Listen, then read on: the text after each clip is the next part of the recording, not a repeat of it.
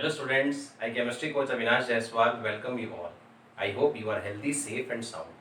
तो बच्चों हम लोगों ने कॉलिगेटिव प्रॉपर्टीज के 2 क्लासेस ले ली हैं और कॉलिगेटिव प्रॉपर्टीज क्या होती हैं आप सब जान चुके हैं। वो प्रॉपर्टीज जो डाइल्यूट सॉल्यूशंस की हैं, नंबर ऑफ पार्टिकल्स पे डिपेंड करती हैं, सॉल्यूट फिलहाल के लिए टूटना या जुड़ना नहीं चाहिए और सॉल्यूट हमारा नॉन वॉलेटाइल होना चाहिए, यानी सॉल्यूशन से निकल के बाहर नहीं जाना चाहिए। उसके बाद हम लोगों ने पढ़ा कि 4 प्रकार की पढ़नी है हमें: relative lowering in vapour pressure, elevation in boiling point, depression in freezing point and fourth osmotic pressure and osmosis. 2 हम कर चुके थे, अब हम तीसरी प्रॉपर्टी पे आने वाले हैं। तो बेटा आज हमें पढ़ना है डिप्रेशन इन फ्रीजिंग पॉइंट और ये भी वेपर प्रेशर से ही लिंक्ड है। जैसे कि आपने पढ़ा था कि जब आप पानी में या किसी भी और सॉल्वेंट में कोई ऐसा सॉल्यूट डालेंगे जो नॉन वॉलेटाइल होगा तो उसको डालने की वजह से सॉल्यूशन का वेपर प्रेशर कम हो जाएगा और उसी को कहा गया था relative lowering in vapour pressure. Relative lowering in vapour pressure की वजह से ही आपका फ्रीजिंग पॉइंट कम हो जाता है और बॉइलिंग पॉइंट एलिवेट करता है, इसलिए हेडिंग बनी थी second elevation in boiling point. और आज पढ़ेंगे depression in freezing point. Depression means अगर 0 था तो 0 से कम हो जाएगा फ्रीजिंग पॉइंट। अगर पानी का फ्रीजिंग पॉइंट 0 है तो नमक चीनी डालने से वो फ्रीजिंग पॉइंट 0 से क्या हो जाएगा बेटा, कम, यानी डिप्रेस हो जाएगा, यानी कि घट जाएगा, यानी फ्रीज होने में देर होगी। अब वो देर से जमेगा तो मेल्ट भी देर से ही होगा। तो बेटा दोबारा से हमें देखना है कि जब आपने पानी में कोई सॉल्यूट डाल दिया तो सॉल्यूट डाल देने से जो कि नॉन वोलेटाइल था, vapour pressure of water will decrease. Vapour pressure decrease हुआ तो हेडिंग बनी थी relative lowering in vapour pressure. Relative lowering in vapour pressure की वजह से ही एलिवेशन हुआ था बॉइलिंग पॉइंट में, जिसका वेपर प्रेशर कम उसका बॉइलिंग पॉइंट ज्यादा। और उसी वेपर प्रेशर कम होने की वजह से अब लिक्विड फ्रीज भी देर से होगा और उसका फ्रीजिंग पॉइंट कम हो जाएगा। एग्जाम्पल के तौर पे पानी का फ्रीजिंग पॉइंट आप सभी जानते हैं 0 होता है। अगर शुद्ध पानी है नॉर्मल कंडीशन से तो फ्रीजिंग पॉइंट 0 है। पानी में आपने शुगर, ग्लूकोज, सॉल्ट, कुछ भी ऐसा कंपाउंड ऐड कर दिया जो सॉल्यूबल है और नॉन वोलेटाइल है तो उसके ऐड होने से फ्रीजिंग पॉइंट कम हो जाएगा। फ्रीजिंग पॉइंट 0 से घट के नेगेटिव में चला जाएगा। अब लिक्विड फ्रीज भी देर से होगा और मेल्ट भी देर से होगा, इसलिए आइसक्रीम बनाते वक्त हम सॉल्ट का इस्तेमाल करते हैं बहुत थोड़ी सी क्वांटिटी में, ताकि वो थोड़ा देर से फ्रीज हो तो उसी हिसाब से फिर वो मेल्ट भी थोड़ा देर से ही होगा, ज़्यादा हीट एब्जॉर्ब करनी पड़ेगी उसको। तो आज पढ़ते हैं फ्रीजिंग पॉइंट के बारे में। पहले फ्रीजिंग पॉइंट की डेफिनेशन लिख लीजिए, अगर नोट्स में नहीं है तो आप लिख लीजिए। The freezing point is the temperature at which vapour pressure of a liquid is in equilibrium with vapour pressure of a solid. किसी लिक्विड का वेपर प्रेशर सॉलिड के वेपर प्रेशर के इक्विलिब्रियम में हो जाए, यानी उनके बीच में बैलेंस बन जाए। आपको ये 11th क्लास में चैप्टर 7 में पढ़ाया गया था कि मेल्टिंग पॉइंट पर एक इक्विलिब्रियम एग्जिस्ट करता है सॉलिड फेज में और लिक्विड फेज में, उसी को ही हम क्या बोलते हैं बेटा, फ्रीजिंग पॉइंट कहते हैं। दोबारा से, the freezing point is the temperature at which vapour pressure of liquid is in equilibrium with vapour pressure in solid phase. पानी लिक्विड का, पानी आइस की फॉर्म का जो वेपर प्रेशर इक्विलिब्रियम में आएगा उसी को आप फ्रीजिंग पॉइंट कहेंगे, उस टेम्परेचर को आप फ्रीजिंग पॉइंट कहेंगे जिस टेम्परेचर पे सॉलिड और लिक्विड के बीच में इक्विलिब्रियम बन जाए। जिस टेम्परेचर पे, वैसे तो हम कंडीशंस नॉर्मल ही लेके चलते हैं, स्टैंडर्ड कंडीशंस में ये कहानी अलग हो जाती है। बात समझ में आई बेटा? अब देखते हैं इसके फॉर्मूला कैसे बनता है बेटा। तो डिप्रेशन आप समझते हैं घटना, डिक्रीज होना, तो डिप्रेशन इन फ्रीजिंग पॉइंट की बात चल रही है। तो चेंज इन फ्रीजिंग पॉइंट कैसे निकालोगे? बॉइलिंग पॉइंट की तरह ही। इस बार कम हुआ है तो ज्यादा किसका होगा? सॉल्वेंट का, और कम किसका होगा बेटा? सॉल्यूशन का। तो ये हो गया फ्रीजिंग पॉइंट किसका बेटा? सॉल्वेंट का। सॉल्वेंट कैसा? प्योर सॉल्वेंट का। ये बेटा ये होगा फ्रीजिंग पॉइंट भैया सॉल्यूशन का। और ये क्या है? हमेशा की तरह ये चेंज ही है, ये है चेंज इन फ्रीजिंग पॉइंट। अभी तक हम यही पढ़ते आ रहे हैं, कुछ नया तो है नहीं बेटा। Change in vapour pressure, change in boiling point, और अब आ गया चेंज इन फ्रीजिंग पॉइंट। अब एक्सपेरिमेंटली यहां पर भी वही बात पता लगी जो हमें पता लगी थी किसमें बेटा? जो हमें पता लगी थी बॉइलिंग पॉइंट में, कि change in freezing point is directly proportional to molar concentration. Molar concentration के डायरेक्टली प्रोपोर्शनल होगा। तो भाई delta T F is directly proportional to molality. Molality का सिंबल स्मॉल m, प्रोपोर्शनलिटी का साइन हटाओगे तो कांस्टेंट आएगा, कांस्टेंट यहाँ पर के एफ है, जैसे वहां पर के बी था, कहानी सेम सेम ही है। आप एक साथ पढ़ते चलेंगे तो दिक्कत नहीं आएगी। कंटिन्यूएशन में पढ़िए, ब्रेक मत कीजिए। डेल्टा टी अब डिफाइन करना हो कि भाई के एफ को डिफाइन कैसे करोगे, इसका नाम है वैसे मोलर डिप्रेशन कांस्टेंट। के बी का था मोलर एलिवेशन कांस्टेंट और इसका बन गया मोलर डिप्रेशन कांस्टेंट। साथ ही में आप इसको क्रायोस्कोपिक कांस्टेंट भी कह सकते हैं। के एफ के दो नाम है, मोलर डिप्रेशन कांस्टेंट, जैसे वहां था एलिवेशन, यहाँ डिप्रेशन, यहाँ घटा है वहां इंक्रीज हुआ था, या फिर आप इसे कह सकते हैं क्रायोस्कोपिक कांस्टेंट। क्रायोस्कोपिक सर्जरी कराई जाती है बेटा, उसमें लोअर टेम्परेचर पर इस्तेमाल किया जाता है। फिलहाल यूनिट की बात करूं तो डेल्टा टी एफ की यूनिट केल्विन, मोलरिटी बता ही चुका हूं आपको, मोल पर केजी, तो यूनिट के एफ की वही आई, केल्विन किलोग्राम पर मोल। सही है। वाटर के लिए के एफ की वैल्यू स्टैंडर्ड कंडीशंस पे 1.86 केल्विन किलोग्राम पर मोल। किसी किसी क्वेश्चन में आपको के एफ निकलवाया जाएगा, आपसे निकालने को दिया जाएगा, वाटर का भी हो, तो आप उसको एग्जैक्ट वैल्यू ना रखें। जब वो आपसे पूछ रहा है कि कैलकुलेट करो, तो आप कैलकुलेट करेंगे वहां पे, ऐसा नहीं कि हमें तो याद है वाटर की वैल्यू। तो बेटा जब वो पूछ रहा है आपसे तो कुछ ना कुछ चेंज ही आएगी वैल्यू, ऐसे केस में आपको खुद ही सॉल्व करना है, आप डायरेक्ट वैल्यू को नहीं चिपकाएंगे। मोलरिटी का फॉर्मूला क्या होता है, W2 into 1000 upon M2 into W1 ग्राम में। अब ये बातें सब आपको पता होंगी, बार बार बताने की जरूरत नहीं है, फॉर्मूला कैसे आया है सब काम में पहले हो चुका है। यहां से बना कि भाई डेल्टा टी एफ बराबर होगा के F into W2 into 1000 upon में M2 इंटू W1 ग्राम में। बात समझ में आ रही है। चेंज जब फ्रीजिंग पॉइंट का हो या बॉइलिंग पॉइंट का हो, चाहे डिग्री सेल्सियस में गिवन हो चाहे केल्विन में, चेंज हमेशा सेम रहता है, चेंज में कोई दिक्कत नहीं आती, वो मैं आपको बता चुका हूं। एक बात और, इन क्वेश्चंस में डायरेक्ट फॉर्मूला है, बहुत ज्यादा हाई फाई काम तो हो नहीं रहा, सिंपल न्यूमेरिकल से आसानी से काम हो सकता है। लेकिन अगर आप कैलकुलेशन में एरर करेंगे तो बहुत शर्म की बात है, क्लास 12th में है हम लोग, आईसीएससी बोर्ड्स में भले ही आपको कैलकुलेटर दिया जाता हो, लेकिन कॉम्पिटिटिव एग्जाम में जब एंट्रेंस देने जाओगे तो कोई आपको कैलकुलेटर नहीं मिलेगा। इसलिए आप क्वेश्चन खुद ही सॉल्व कीजिए, एक बार गलत आएगा दोबारा ठीक आएगा, लेकिन इस तरह से नहीं कि भाई कैलकुलेटर से कर रहे हैं, घर पे आंसर निकाल रहे हैं। कुछ बच्चों के आंसर गलत भी आए थे, तो जिनके आंसर गलत आए वो शायद खुद कर रहे हैं न्यूमेरिकल, लेकिन जो कैलकुलेटर लेके बैठे कि भाई फोन में सवाल कर रहे हैं, फोन में से कर लेते हैं सब कुछ, तो नुकसान अपना ही है बेटा उसमें। क्यों, बोर्ड्स में आपको ये मिलने वाला नहीं है, सीबीएसई बोर्ड में तो मिलेगा नहीं आपको ये, फिर वहां कैसे करोगे। तो इसलिए ध्यान दीजिए और आप कैलकुलेटर का इस्तेमाल मत कीजिए। अभी हमारा एक्सप्रेशन हो गया, सवाल देखो फटाफट बोर्ड पे क्या है, जल्दी ध्यान सवाल देखिए क्या बोल रहा है सवाल। बॉइलिंग पॉइंट ऑफ सॉल्यूशन निकालिए जब, सिंपल सवाल है बिल्कुल। इसके बाद एक हैवी सवाल करेंगे एनसीईआरटी के, बोर्ड में आ चुका 4 नंबर में, बेहतरीन सवाल है। 4 नंबर के सवाल वैसे आते नहीं है, सवाल 5 नंबर का था, 4 नंबर का न्यूमेरिकल, 1 नंबर की थ्योरी। क्वेश्चन कह रहा है कि फ्रीजिंग पॉइंट निकालो सॉल्यूशन का। हमने कहा ठीक है, समझ गया तुम क्या चाह रहे हो। जब 500 ग्राम वाटर में, वैल्यू तो सामने रख रहे हैं बेटा, ज्यादा हार्ड नहीं, 10 ग्राम एक सॉल्यूट ऐड करा गया है जिसका मोलर मास 90 ग्राम पर मोल है। हमने कहा ठीक है, के एफ आपके लिए 1.86 केल्विन किलोग्राम पर मोल है। हमने कहा ठीक है भाई कोई बात नहीं, ठीक। टी एफ नॉट मिल गया, पानी है अगर 273.15 केल्विन, भाई 0 डिग्री सेल्सियस है, वो बॉइलिंग पॉइंट याद रहेगा तो बॉइलिंग पॉइंट पे लिख दिया था।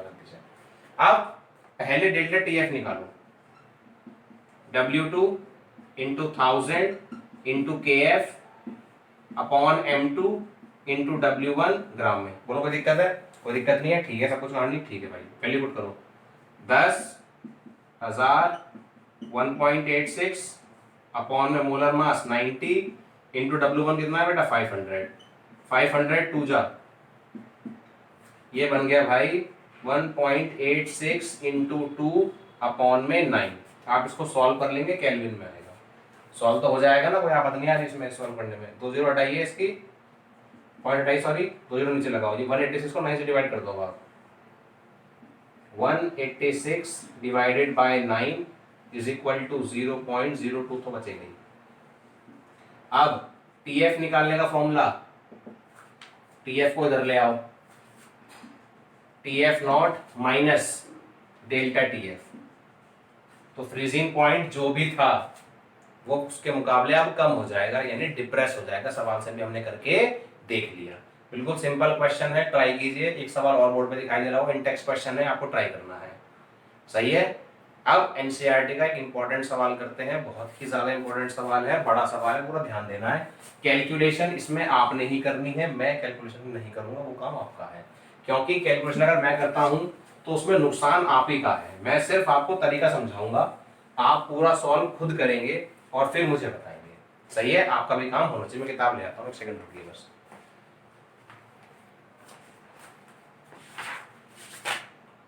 एनसीईआरटी का एक्सरसाइज में ये है क्वेश्चन नंबर 21। बहुत बहुत बहुत ज्यादा इंपॉर्टेंट क्वेश्चन है, अगर सॉल्व करके नहीं जाओगे तो होने का नहीं। सवाल देखिए क्या कह रहा है। टू एलिमेंट्स हैं ए एंड बी और इनसे कंपाउंड बने हैं AB2 AB4, आपको दिख भी रहा होगा। ठीक है बेटा, तो जब भी इस तरह का दिया जाए सवाल, इसमें दो अलग अलग बातें चल रही हो, तो बेटा एक को करो अलग और दूसरे को अलग। मींस जब भी इस तरह से सवाल आता है, दो के बारे में बात करता है, हमेशा टेबल बनाइए। ये वाली बात मैंने आपको 11th में सिखाई थी कि दो के बारे में इंफॉर्मेशन है, लाइन खींचिए, एक इधर से मिक्सिंग नहीं होती और हम आराम से काम कर सकते हैं। कह रहे टू एलिमेंट्स हैं और इनको 20 ग्राम बेंजीन में डाला गया है, यानी कि सॉल्वेंट का मास 20 ग्राम दिया गया है दोनों के लिए। ठीक है भाई, एक दोनों का है, हमने कितना कितना लिया है बेटा, 1 ग्राम AB2, 1 gram AB2 lowers the freezing point by 2.3, यानी चेंज इन फ्रीजिंग पॉइंट लाता है ये 2.3 केल्विन का भाई वाह। और 1 gram of AB4 changes the freezing point by 1.3 kelvin. हमने कहा ठीक है भैया, और बताइए क्या क्या दे रहे हैं आप। Molar depression constant KF given है भाई 5.1 केल्विन किलोग्राम पर मोल, तो वो इसके लिए भी वही होगा। अब बच्चा समझ रहा है कि भाई सब कुछ तो आ गया, तो बचा क्या, बचा सिर्फ और सिर्फ मोलर मास। तो मोलर मास निकाल देंगे, काम खत्म। लेकिन मोलर मास तो पूछा ही नहीं, पूछा है हमसे gram atomic mass of A and B। आपसे A और B का एटॉमिक मास पूछा है, जैसे सोडियम का मास है 23 ग्राम, वो पूछा है। पूरे NaCl का मास नहीं पूछा। समझ में आ रही कहानी। AB2 का मोलर मास नहीं पूछा आपसे, A का और B का पूछा है। तो सवाल सॉल्व कैसे होगा, वैसे ही सॉल्व होगा, तरीका वही है, कुछ नई बात नहीं है। पहले हम यहां पर MAB2 निकालेंगे और यहां MAB4, मोलर मास निकालेंगे AB2 का और मोलर मास ही निकालेंगे AB4 का। आप बिल्कुल ध्यान से देखो बोर्ड पर। डेल्टा TF का फॉर्मूला क्या है, सीधा एक बार में लिखेंगे, बार बार नहीं। W2 इंटू 1000 अपॉन में M2 इंटू W1 ग्राम में, ये निकालना है ना, इसको उधर लिख रहा हूं। MAB4 क्या बन जाएगा, W2 इंटू 1000 अपॉन में क्या आएगा बेटा, डेल्टा TF इंटू W1 ग्राम में। वैल्यू पुट करो, W2 की वैल्यू 1000 KF 1000 इंटू 5.1 वैल्यू थी इसकी बेटा, वैल्यू में लिखी नहीं। डेल्टा TF कितना दिया था बेटा 1.3 इंटू W1 कितना है बेटा 20। आप इसको सॉल्व करेंगे, जो भी आपका आंसर आएगा वो ग्राम पर मोल में आ जाएगा, जो भी आपका आंसर आएगा। फिर यहाँ देखिए ऐसे ही निकालेंगे MAB2। जब आप MAB2 निकालेंगे तो क्या आएगा बेटा, देखिए W2 पर क्या वैल्यू W2 की 1 इंटू 1000 इंटू 5.1 अपॉन में क्या आएगा बेटा 1.3 W1 इंटू 20। यहां से भी वैल्यू ग्राम पर मोल में आ जाएगी। अब आपको सॉल्व करने पर MAB2 और MAB4 का मोलर मास मिल जाएगा। सवाल दोबारा से देखो, दो एलिमेंट्स हैं और दो एलिमेंट्स की रिएक्शन से दो कंपाउंड बने, ऐसे कार्बन और ऑक्सीजन है, CO2 बना है और कार्बन मोनोऑक्साइड बना है, ऐसा कुछ सवाल है ये। इन दोनों को ही 20-20 ग्राम बेंजीन में डाला गया सेपरेटली, दोनों के ही 1-1 ग्राम डाले गए। एक ने बॉइलिंग फ्रीजिंग पॉइंट में चेंज लाया 2.3 का और एक ने फ्रीजिंग पॉइंट में चेंज लाया 1.3 का। तो यहां से ये बात समझ में आई कि भैया यहाँ तो फ्रीजिंग पॉइंट वाला फॉर्मूला लगना है। ठीक है जी, फॉर्मूले के साथ साथ हमें मोलर डिप्रेशन कांस्टेंट भी दिया गया, हमने वो भी लिख दिया। कोई टेंशन नहीं, यहाँ तक काम आसान है, बड़े मजे में काम चल रहा है। अब इसने हमसे कहा कि हमें एटॉमिक मास चाहिए A का और B का। हमने सोचा कि मोलर मास निकाल देते हैं, मोलर मास निकालेंगे, आपको आधा सवाल ठीक है, लेकिन उसने आपसे मोलर मास नहीं पूछा है, उसने पूछा है मोलर मास AB4 AB2 का नहीं पूछा, उसने पूछा है ए और बी का इंडिविजुअल मास कितना है। आप इसको सॉल्व करेंगे, आप इसको भी सॉल्व करेंगे, सॉल्व करके आपकी कुछ ना कुछ वैल्यू आएगी और उस वैल्यू को इक्वेट करके हम है सॉल्व करके जो आएगा उसके बाद आगे की कहानी चलेगी। एक बार चेक कीजिए सॉल्व करने से पहले कोई वैल्यू गलत तो नहीं है। 1.3 1.3 20 20 2.3 1.3 है, ठीक करा भाई से, सही है। अब आप इसको सॉल्व करेंगे, इसको सॉल्व करेंगे तो आपका आंसर लगभग 196.15 ग्राम पर मोल के आसपास आएगा। सॉल्व खुद करना है, पहले बता रहा हूँ, ये नहीं कि बस लिखे लिखे चले जा रहे हैं। और इसका मोलर मास आपका 110.86 ग्राम पर मोल के आसपास आएगा। आप बिल्कुल ध्यान से करेंगे, कहीं कोई दिक्कत है तो बताएंगे आप। AB4 AB2 का मोलर मास हमने निकाल लिया, यहाँ तक हमें कोई समस्या नहीं है, डायरेक्ट सवाल था, लेकिन इसमें हमसे दो चीज़ें दी गई थी तो अभी तक का हमने इस तरह का सवाल नहीं करा था, तो हमने इस पर ध्यान दिया और हमें बात समझ में आई कि हाँ भाई मोलर मास निकल गए। अब मैथमेटिकल इक्वेशन की तरह काम चलेगा, बिल्कुल सिंपल। देखिए ध्यान से, जब AB2 का मोलर मास निकाला गया होगा तो कैसे निकाला जाएगा, ए के एटॉमिक मास को आप A ग्राम पर मोल मान लीजिए फिलहाल, और बी के एटॉमिक मास को B ग्राम पर मोल मान लीजिए। तो ये कैसे निकाला गया होगा, A प्लस 2B और इसकी वैल्यू क्या आई होगी बेटा, जो हमने कैलकुलेट करा 110.86। बोलो सही है कि नहीं, यही तो आएगी भाई। मोलर मास कैसे निकालते हो, इसका मास ये और इसके मास का दोगुना होगा क्योंकि ये 2B दे रखा है। ऐसे ही MAB4 क्या बनेगा, A plus 4B is equal to 196.15। अब तो सिंपल कैलकुलेशन है, कर सकते हो, अब भी नहीं होगा, हो जाएगा नेगेटिव नेगेटिव नेगेटिव कैंसिल, क्या बचेगा माइनस का 2B, इसको सॉल्व करो माइनस की वैल्यू आएगी, यहाँ से आप B निकाल लेंगे, यहाँ से क्या निकालोगे बेटा B, और B की वैल्यू को A में पुट कर दोगे तो आपका A का भी आंसर आ जाएगा। अब खुद करोगे, अब मैं नहीं बताऊंगा। दोबारा से देखो, AB2 का मोलर मास निकाला, AB4 का मोलर मास निकाल लिया। मोलर मास निकालने के बाद AB2 को इक्वेट कर दिया A प्लस 2B के हिसाब से और AB4 को A प्लस 4B के हिसाब से, क्योंकि जब AB2 का मोलर मास निकालोगे तो A प्लस 2B ही तो करोगे और AB4 का निकालोगे तो A प्लस 4B करोगे। इसकी वैल्यू 110.86 आई है, जबकि इसकी वैल्यू 196.15 आई है। वैल्यू हमने सामने रख दी, एलिमिनेट कर दी, सॉल्व कर दिया, आपका आंसर आ जाएगा। पहले B निकालेंगे और फिर A निकालेंगे, जो भी आंसर आए आप मुझे टेक्स्ट मैसेज करके आप लोग बताएंगे। होमवर्क करना जरूर है, छोड़ना नहीं है। आइए देखते हैं अगला सवाल।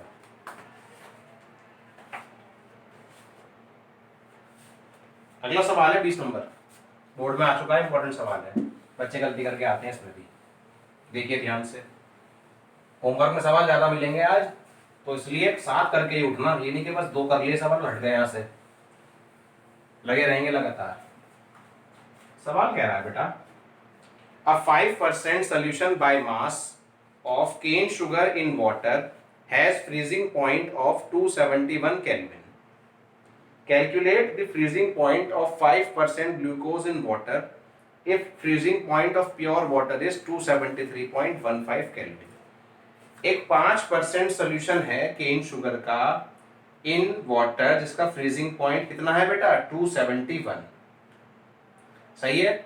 और वहीं से हमसे पूछ रहा है कि calculate the freezing point of glucose, यानी केन शुगर का दिया है और फ्रीजिंग पॉइंट का उसका शुगर का दिया है और ग्लूकोज का पूछा है।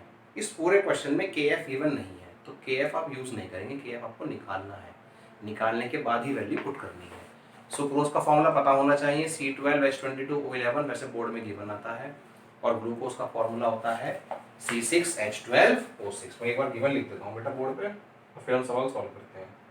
यहाँ पर भी कहानी दो की ही आई है बेटा, एक तो है केन शुगर, क्वेश्चन नंबर 20, एक तो है केन शुगर और एक बात आई है बेटा ग्लूकोज की। इसका सोल्यूशन भी 5% बाय मास है